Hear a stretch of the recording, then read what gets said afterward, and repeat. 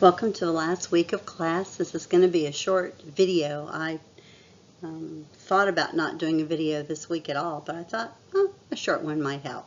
So welcome to the last week. You know, your case study is due Saturday. Everything is due Saturday this week because it's a short week and the final week. I've enjoyed teaching you through these 8 weeks, and I think we've learned a lot and grown together, and it's been a nice journey. I hope it's been fun for you. I know you've enjoyed the work too. Your textbook has a lot to say about being an assertive teacher. I think that your book covers assertiveness pretty well. It gives you several techniques for being assertive, but I thought I would give you some things extra that I've taken from Lee Cantor's Assertive Discipline book. The first thing is that you need to be a thoughtfully assertive teacher. So develop your teacher voice. Your teacher voice should not be questioning, let's get out our books, no, or don't be hostile. Make sure it's a teacher voice that has authority but is still kind. And hold high expectations for your class. Expect them to do what you ask them to do, and then inspect what you expect to make sure they're doing it. Your text in this chapter on encouraging talks about not giving praise all the time for everything. Be careful how you give praise.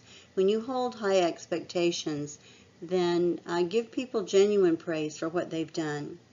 Establish rules and then stick by those rules. If you establish rules in your classroom, students are going to challenge them to see if they're really the rules.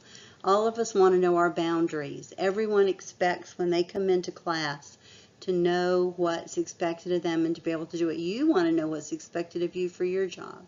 So establish rules and uphold those rules. Just know that probably the best kid in your class is the one who's going to break the rule, and whatever the consequences are, he or she is going to have to get them. One thing with consequences is never take away points students have earned.